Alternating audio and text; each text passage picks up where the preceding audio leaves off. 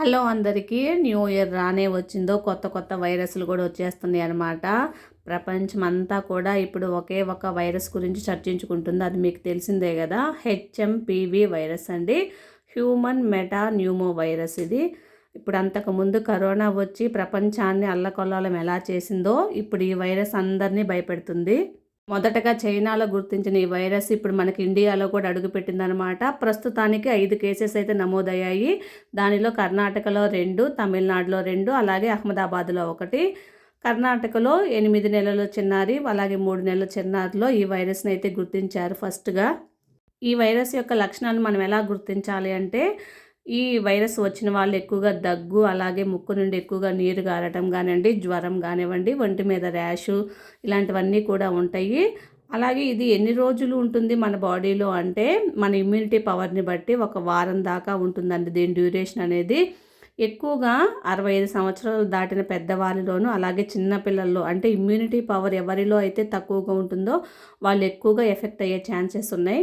ఇప్పుడు ఆ చిన్నారులు ఇద్దరిలో వచ్చిందన్నాం కదా కర్ణాటకలో, వాళ్ళ పేరెంట్స్ కానీ వాళ్ళు కానీ ఎటువంటి ఇంటర్నేషనల్ ట్రావెల్స్ ఏమీ చేయలేదు, కానీ వారిలో అయితే ఈ వైరస్ అనేది గుర్తించారు. ప్రస్తుతానికి వారి ఆరోగ్యం అయితే నిలకడగానే ఉంది. ఈ వైరస్ గురించి మనం ఎక్కువగా భయాందోళనలు పడాల్సిన అవసరం లేదని చాలామంది డాక్టర్స్ అయితే చెప్తున్నారు. కానీ మనం తీసుకోవాల్సిన జాగ్రత్తలు అయితే ఖచ్చితంగా తీసుకోవాలి. కరోనా వచ్చినప్పుడు ఎవరైతే నిర్లక్ష్యం చేశారో అది ప్రపంచాన్ని గడగడలాడించిన సంగతి తెలిసిందే. చాలా కుటుంబాలు అనేవి చిన్నాభిన్నమయ్యాయి. కాబట్టి మన జాగ్రత్తల్లో మనం అనేది ఖచ్చితంగా ఉండాలి. ప్రస్తుతానికి హెచ్ఎంపి వైరస్కి పర్టికులర్ మెడికేషన్ అంటూ ఏమీ లేదండి. మనకి అంతకుముందు కరోనా వచ్చినప్పుడు శ్వాసకోశ సమస్యలకు కానివ్వండి, ఫీవర్కి కానివ్వండి ఎలాంటి మెడికేషన్ ఇచ్చారో అవి మాత్రమే ఉపయోగిస్తున్నారు తగ్గించుకోవడానికి. బ్రీతింగ్ ప్రాబ్లమ్స్ అవన్నీ కూడా. వైరస్ వచ్చిన తర్వాత బాధపడే కంటే రాకుండా తీసుకోవాల్సిన జాగ్రత్తలు అనేవి చాలా ముఖ్యం. దానిలో మొదటిగా ఏంటంటే, చేతుల్ని మనం ప్రతిసారి కూడా 20 సెకండ్ల సబ్బుతో శుభ్రంగా కడుక్కోవాలి.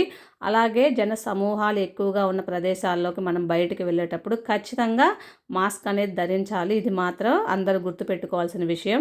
ఈ వైరస్ సోకిన వారు కూడా ఎక్కువగా మానసిక ఆందోళనకు గురి కాకుండా ప్రాపర్ రెస్ట్ తీసుకొని వాటర్ తీసుకుంటూ మెడికేషన్ తీసుకుంటే సరిపోతుందండి.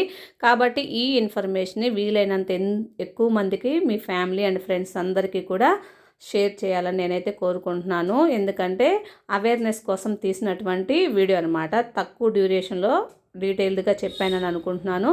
ఎవరికి అయితే యూజ్ఫుల్ అవుతుందో వాళ్ళకి ఖచ్చితంగా షేర్ చేయండి. మీకు కనుక నచ్చితే ఈ వీడియోకి ఒక చిన్న లైక్ ఇవ్వండి.